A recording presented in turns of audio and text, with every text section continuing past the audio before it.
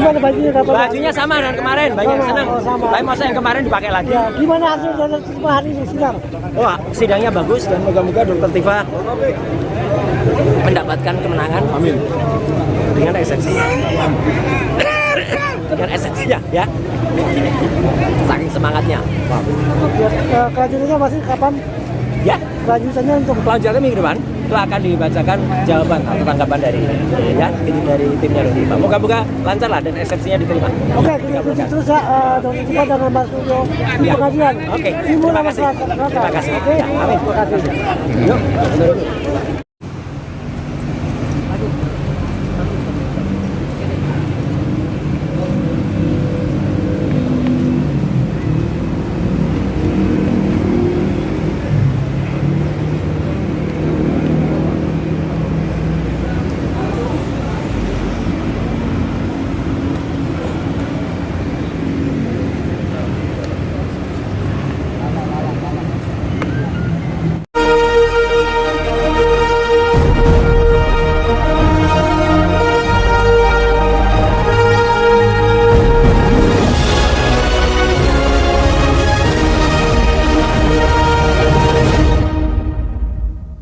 Bang Dul, Mike, Bang Dul.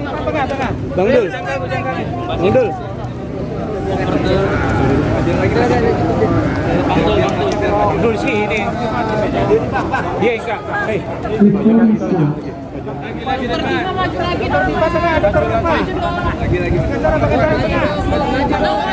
dong. Lagi dong. Ini. Maju lagi dong. Belakangkan diri, tengah, belakangkan diri. Sudah Bapak kita. Terima kasih rekan-rekan wartawan, rekan-rekan jurnalis yang berbahagia.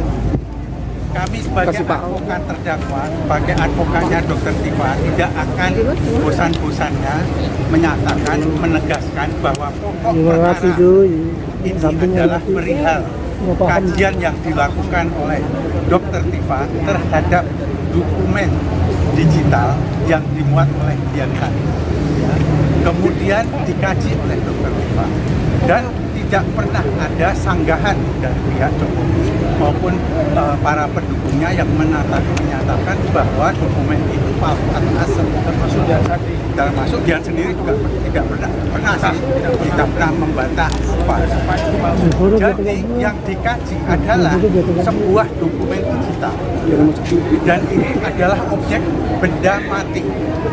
Artinya benda mati itu dia tidak punya perasaan, dia tidak punya perasaan difitnah atau dicemarkan nama baiknya karena memang dia adalah benda mati. Jadi yang dilakukan oleh Dokter Tifa itu dalam rangka melaksanakan amanah konstitusinya untuk menyampaikan pikiran dan pendapatnya tentang barang bukti itu. Jadi tidak ada, di situ harus ada mens reanya. Jadi itu adalah amanah konstitusi, merupakan haknya Dokter Tifa untuk menyampaikan pikirannya. Nah kemudian kalau pikirannya itu dipidanakan seperti itu, itulah yang terjadi di persidangan ini. Persidangan ini adalah persidangan yang menyidangkan yang atas laporan yang dilakukan oleh mantan presiden Joko Widodo yang bernama Joko Widodo atau yang mengaku bernama Joko Widodo yang kemudian berusaha merupakan upaya untuk melakukan pemberantasan dan atau pemberantasan pembungkaman atas hak konstitusional yang disampaikan oleh terdakwa atau yang disampaikan oleh Dokter Tifa. Nah ini adalah pelanggaran. Jadi kehadiran kami sebagai Mas, jangan bergerak. menegakkan hukum bukan semata-mata untuk kepentingannya Dokter Tifa. Nah kalau kita perhatikan bahwa penegakan hukum yang dilakukan oleh para penegak hukum ini adalah melakukan apa yang disebut pemutarbalikan penegakan hukum. Pemutaran balikan penegakan hukum ini adalah apa yang kami sebut sebagai yang kami sebut sebagai pemutarbalikan proses penegakan hukum atau yang disebut adalah yang kami istilahkan sebagai reversal of judicial process. Apa ini artinya? Yang seharusnya dijadikan terdakwa adalah Joko Widodo, namun kemudian yang didudukkan sebagai terdakwa adalah proses sebaliknya, yaitu Dr. Tifa. Penegakan hukum seperti ini ya, adalah ancaman serius terhadap kehidupan berdemokrasi dan bernegara secara berkeadilan. Karena hukum itu ya, hukum itu diciptakan bukan untuk nakut-nakuti warga negara. Gitu ya. Baiklah, saya lanjutkan. Seperti yang diketahui oleh media tadi, ada beberapa hal. Di antaranya kami diberikan dari awal, kami meminta berita acara pemeriksaan yang merupakan hak kami, tapi tidak diberikan. Bahkan persidangan mana pun tidak berikut yang namanya berita acara itu termasuk berita acara ahli. Ada 26 ahli, termasuk 4 ahli digital forensik. Itu tidak diberikan BAP-nya pada kami. Padahal kami ingin tahu digital itu apa pemeriksaannya, apa benar diperiksa atau tidak. Tidak diberikan. Dan itu dihalang-halangi. Bayangkan, tapi berani mengatakan kami tidak akan memberikan dan sebagainya. Akhirnya mengatakan harus diberikan karena itu adalah amanat dari KUHAP. Diharuskan. Nah, pertanyaan ada apa ya? 26 ahli. Kami tahunya dari mana? Karena ada di summary. Kami diberi summary, itu ada ahli-ahli. Ya kan, ada beberapa profesor, beberapa doktor dari universitas, yang mana ya otomatis universitasnya juga bertanggung jawab kalau ada kekeliruan di situ. Kedua, beliau ini kan masih disuruh wajib lapor di kejaksaan. Kan sekarang itu kan kewenangan bukan kewenangan kejaksaan lagi. Kewenangannya ada kewenangan hakim. Makanya saya tanyakan, apa masih untuk wajib lapor? Hakim katakan sudah tidak perlu karena setiap minggu sudah kami hadirkan di persidangan. Wartawan sekalian, apakah ada keinginan dari saya terangkan. Teman-teman wartawan, yang ketiga terkait dakwaan Undang-Undang ITE pasal 35 dan 32. Yang pertama terhadap dakwaan ini, saudara penuntut umum menghadirkan apa yang disebut berita acara pemeriksaan laboratoris kriminal. Ada 2 laporan laboratoris kriminal yang disebutkan dalam surat dakwaan. Tetapi ternyata dalam daftar barang bukti tidak satu pun dari apa yang disebut berita acara pemeriksaan laboratoris itu yang dilampirkan. Yang kedua, bahwa dakwaan ITE itu terkait dengan perbuatan. Perbuatan apa? Perbuatan antara lain memanipulasi, mengubah, menciptakan, dan sebagainya. Dengan tujuan apa? Dengan tujuan agar sesuatu yang palsu seolah-olah otentik. Benar, asli. Jadi perbuatan. Tapi yang didakwakan oleh saudara penuntut umum bukan tentang perbuatan, melainkan apa? Perkataan. Perkataan apa? Perkataan saudara Tifa dalam acara yang dipandu oleh saudara Aiman Wicaksono. Itu perkataan, bukan perbuatan. Kemudian yang ketiga, ini yang namanya lain yang gatal, lain yang digaruk. Mengapa saya kata begitu? Bahwa terkait dengan dokumen punya Sandi, ya, Dian Sandi, ya, dokumen itu terkait dengan ITE mengubah dan seterusnya tadi itu. Tetapi oleh jaksa, saudara tadi dengar sendiri kan di ruangan sidang, dalam tanggapan terhadap kami, dia itu mencampur adukan dengan pasal-pasal terkait dengan fitnah. Ini lain yang gatal, lain digaruk.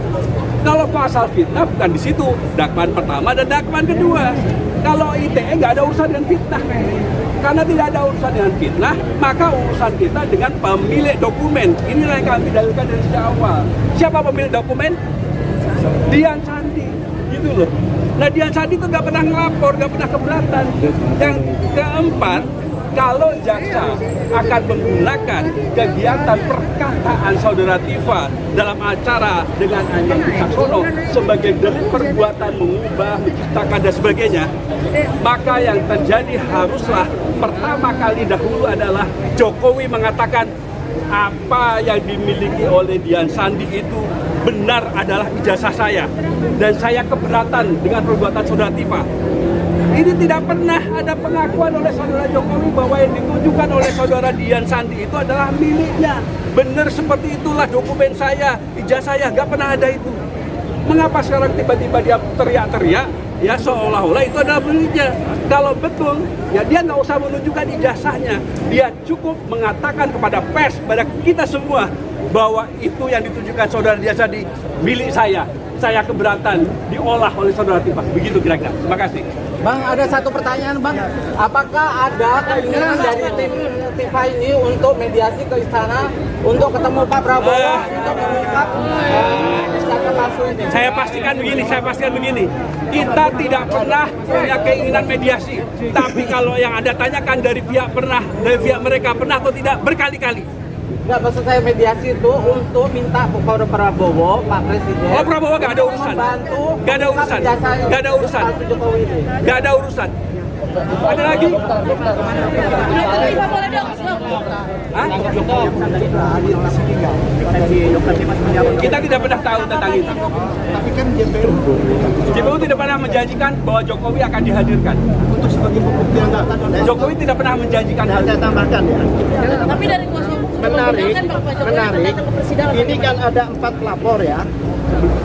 Kan ada Leksumanan dan sebagainya, ada Jokowi 4 pelapor. Di dalam BAP yang judulnya pelapor hanya 3 orang itu. Jokowi itu kan saksi di situ. Makanya kami bingung juga. Makanya kami akan uji di persidangan ini. Udah dokter kita puncak ya.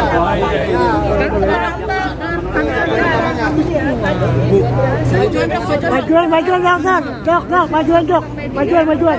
Nah, sip. Dari JPU atas nota perlawanan yang menggugat ya pada minggu lalu. Jangan nutupin dokter Tifa Ya, kurang lebih jangan nutupin dokter Tifa. kurang lebih apa tanggapan dari JPU itu sudah jelaskan ya, kita semua juga mendengarkan. Nah, saya ingin menyampaikan sebuah kesan saja ya pada saat saya mendengarkan itu. Begini ya teman-teman semuanya, saya ingin mengingatkan kepada semua masyarakat Indonesia bahwa seseorang bernama Joko Widodo itu sudah menjadi pejabat publik sejak tahun 2005 ketika menjadi wali kota 2 kali, kemudian menjadi gubernur DKI Jakarta, kemudian menjadi presiden 2 kali. Apakah Anda ingat kapan pertama kalinya Joko Widodo itu mengaku bahwa dia lulusan dari UGM? Itu tahun 2017. Jadi pada waktu beliau itu menjadi wali kota, itu tidak pernah ada yang menyatakan beliau adalah lulusan UGM, ya. Dan kemudian tidak ada cerita ada pernah reuni, tidak pernah ada cerita membawa teman-temannya ke balai kota Ngojek Gandrung Solo, ya, termasuk juga ketika beliau menjadi gubernur 2 tahun. Tidak pernah ada cerita beliau bikin reuni dan sebagainya.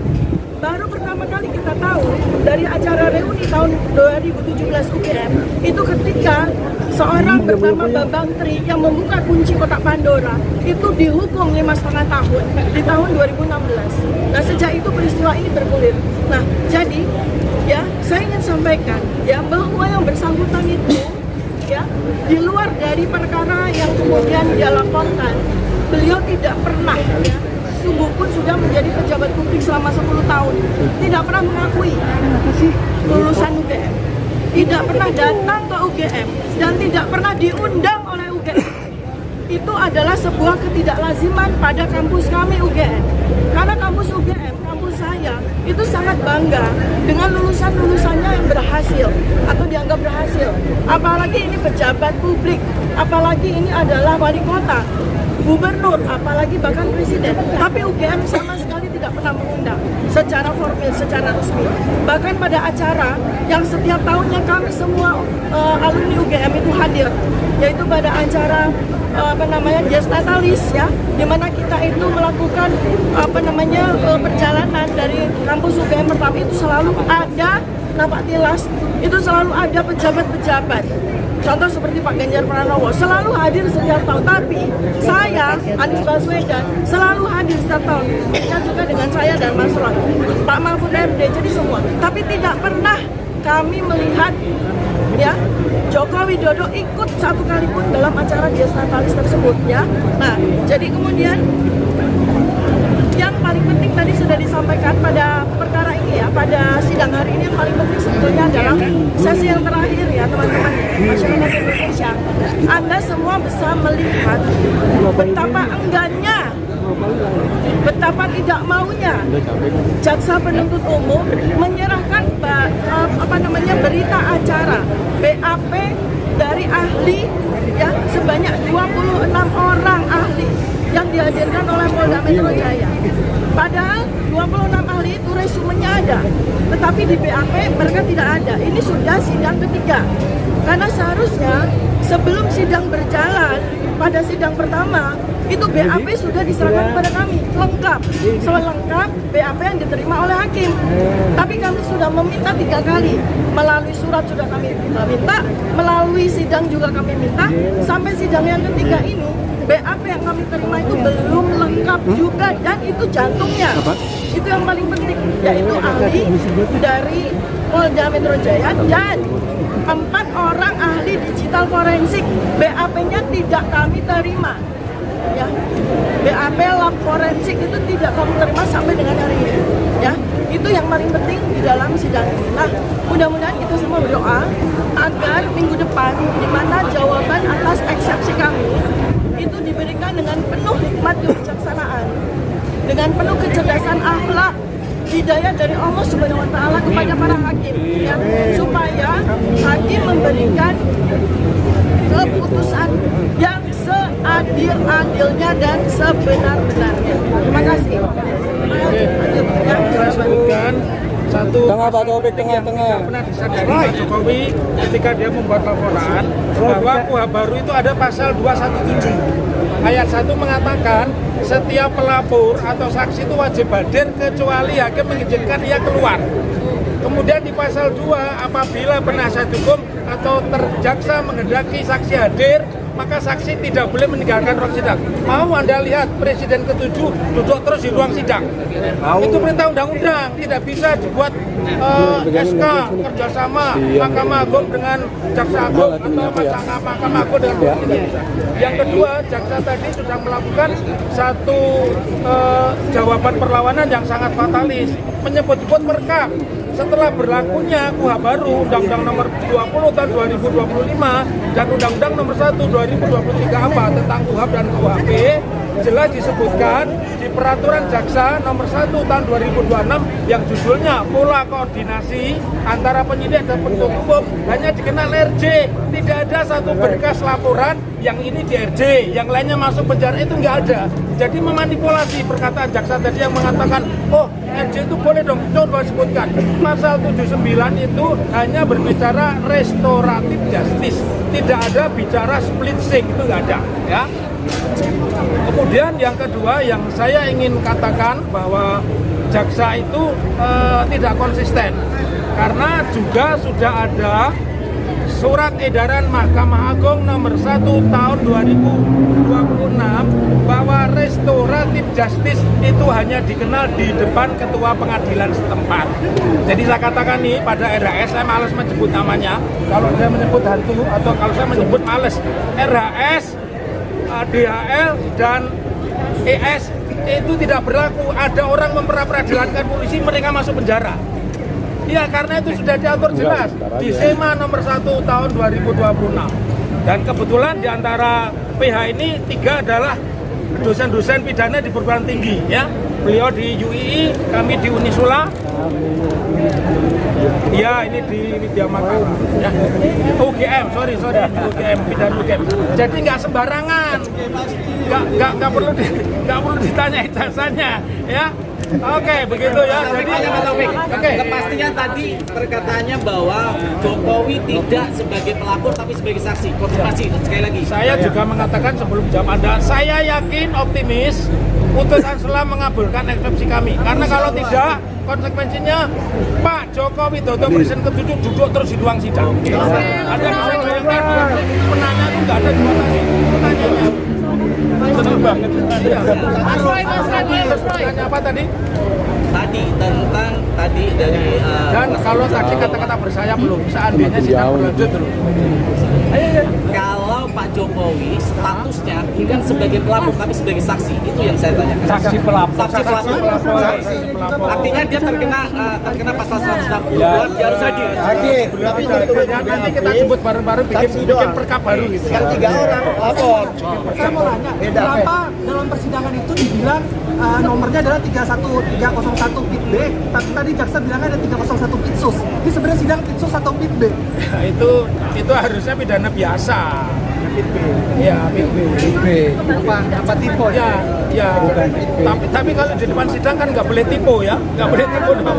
Pasalnya salah begitu, itu namanya jaksanya baru belajar namanya. Karena Ya. apa saya tadi cek di beberapa Tapi sekali lagi saya optimis dan optimis Pak Jokowi tidak pernah hadir 162.000% nggak pernah hadir.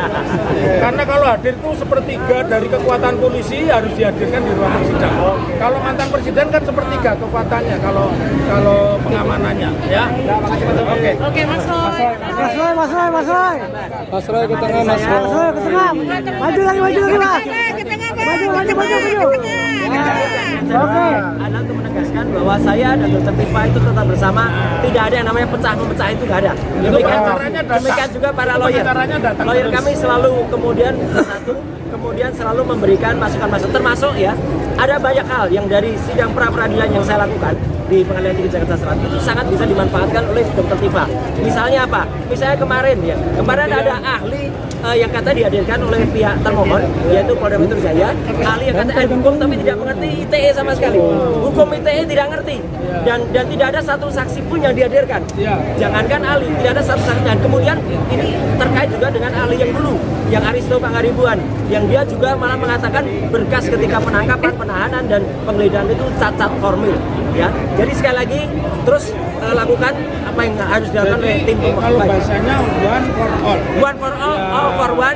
Dan kalaupun insya Allah Dr. Tifa dan pengembangan melakukan dan kemudian eksepsi dan eksepsi ini dimenangkan oleh beliau-beliau itu namanya bukan kami melarikan diri, tapi memang kami itu menandakan Jokowi tetap berdiri dengan ijazah palsunya. Jangan percaya pada radio rusak.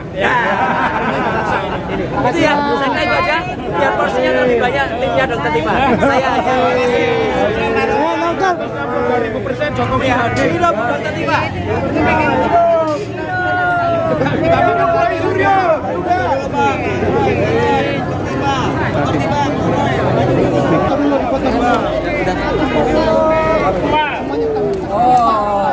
Satu, dua, tiga. Semangat.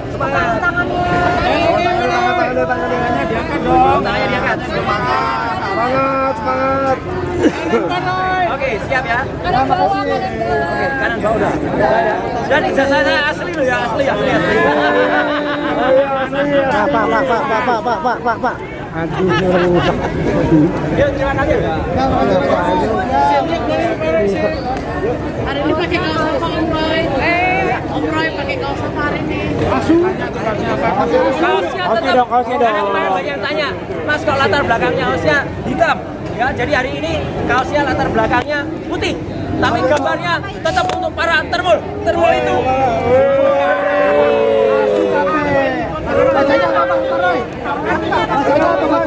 Baca sendiri. Aku nggak dari sini nggak kelihatan tulisannya. Bahasanya nggak tulisan. Artinya apa ya? American Society apa itu ya?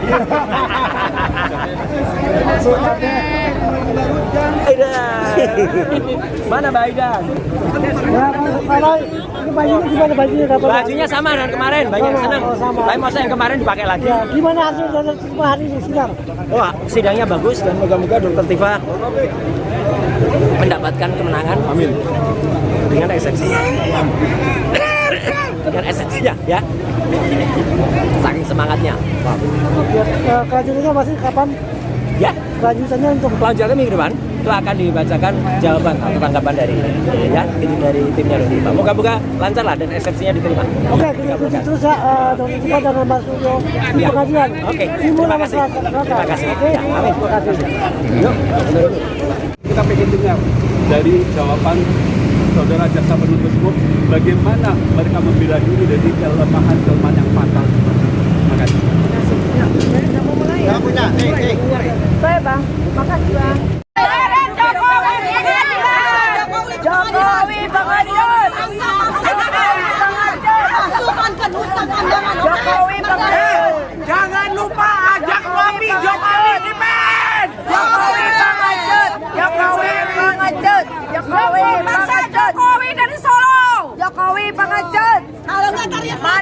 mana ijazahnya? Kalau kan nanti rakyat, jangan mencret dulu Jokowi. Jokowi jangan mencret dulu. Kalau perlu si Jokowi bisa ditumbalkan di Gunung Kawi. Jokowi pengecut. Jokowi pengecut, jangan mencret dulu. Tangkap Jokowi secepatnya. Masukkan ke Nusa Kambangan, jangan ke sel-sel. Oke, terima kasih. Mana ijazahmu Jokowi?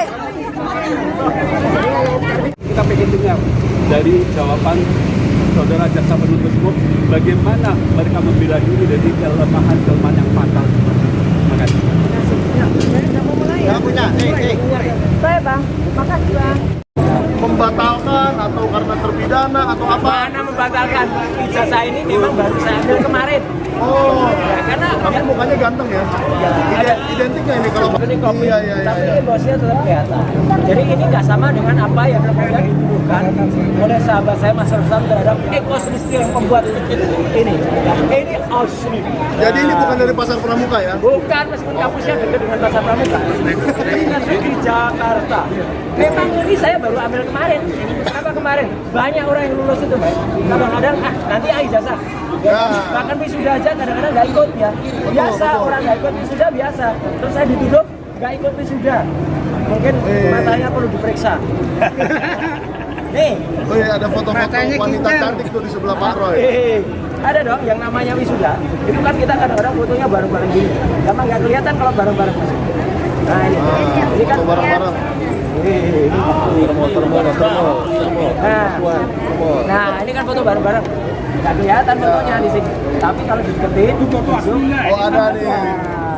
Ada. Jadi ini saat saya wisuda. Berani nggak Pak ini dipakai retina face di compare dengan muka silakan. Bapak? Pakai retina face, pakai apa namanya nose face, pakai ear face sama. Nih, ini ketika wisuda waktu itu ya. Ada semua. Oh iya, ada wanita cantik tuh sebelah Pak Roy ya. Foto ini itu. Universitas di Jakarta Tanggal 6 Maret 2024. Nah ini saya dekatin ya. 6 Maret 2024. Jadi bukan di wisuda kemarin ya. Ya. Katanya kan Bapak di wisuda kemarin. Ijazahnya di print kemarin. Tiba-tiba datanya truk ada kemarin. Tanggal berapa nih? Jelas kok asli. 31 Januari 2024. Ini Siapa yang bilang palsu? baru ya. Siapa yang Nah, bilang jadi palsu? saya nggak enaknya Ijazahnya. di mana-mana Roy saya Suryo. dilabeli pendukung Roy Suryo. Wih. Nah, kalau saya pendukung Roy Suryo, maka saya pertanyakan ijazah Makanya. yang dituduh palsu ini, gitu kan? Clear ya. Jadi itu insya Allah clear. Jadi langkah ke depan tinggal kita menjerat orang-orang yang mengedarkan kabar bohong ya, atau fitnah. Ya. Salah satu orangnya namanya Richard Utajulu. Ya, Dan betul. ada satu saksi kunci tentang perkataannya Richard, yaitu Michael. Gua lagi. Jadi saksi. Iya.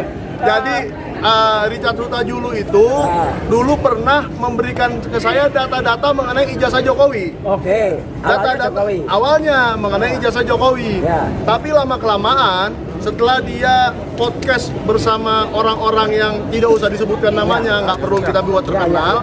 Kok tiba-tiba dia meneliti ijazah Roy Suryo? Oke. Gimana pendapat Bapak? Ya nggak apa-apa. Kok orang yang meneliti ijazah Jokowi tiba-tiba Nggak boleh. Ijazah setiap orang, terutama orang publik, saya meskipun bukan pejabat publik lagi, Iya. tapi itu boleh diteliti untuk menilai keaslian. Jadi kalau misalnya nanti Pak Rustam, gua teliti deh ijazah Roy Suryo, silakan. Dan kalau perlu saya berikan transkrip nilainya, nih transkrip nilainya. Ini nanti akan kita bahas di Sentana ya. Iya, IPK-nya di bawah 2 nggak Pak? 3,86. Cum laude. Sangat memuaskan. Sangat memuaskan. Kalau di bawah 2 lulus nggak Pak? Enggak lulus lah. Ini asli ya. Ini transkrip. Ya. Nanti detailnya akan kita bahas di Sentana. Oh siap. Promosiin Sentana semua Promosi jadi. dong. Oke, jadi udah jelas ya tentang ijazah UNJ Ya. S3 dari Pak Roy Suryo. Ini Loh, kalau dari S1 sama S3 kok nggak ada S2-nya? Ini loh S2-nya. Oh, ini S2-nya. UGM asli ini UGM ya. Wah, asli. Oh, ini tapi MKes ya, Magister Kesehatan. Magister Kesehatan. Iya. Gitu. Jadi, apa Pak, lagi? ada lagi nggak, Dan Pak? kita harus terus bikin dukungan untuk TPIP, tim pemburu ijazah palsu. Betul. Ya, Sudah melaporkan ke Rustam Barreskrim. Effendi, Pak Rizal Fadila, Pak Heru dan satu lagi Bu Kurnia Trirani. Ya. Jadi begini, Ya, coba jelaskan. jadi apa yang saya dapat di lapangan ini bahwa 100% ijazah Jokowi dibuat di Pasar Pramuka. Yang membuat itu Eko Sulistyo, mantan Ketua KPUD Solo, Ketua KSP dan Komisaris PLN. Jabatan makanya lisannya mati-mati. Iya, baru sama ngomong. Nah, mati. jadi yang harus ditersangkakan itu adalah Jokowi, Ini semua belakangnya. Eko Sulistyo, diduga kuat juga Pratikno. Nah, jadi bukan kami yang harus jadi tersangka.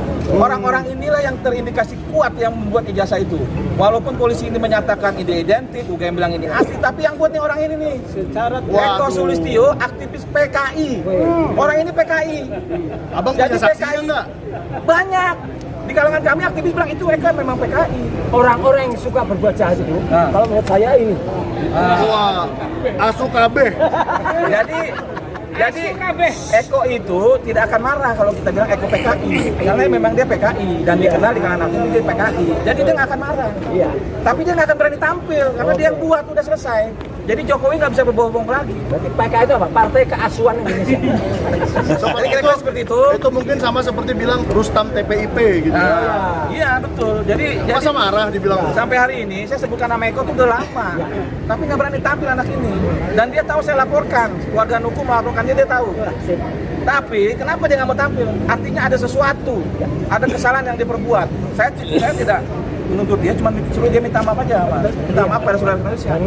Dan ngaku. Jokowi juga sama, selesai kasus ini.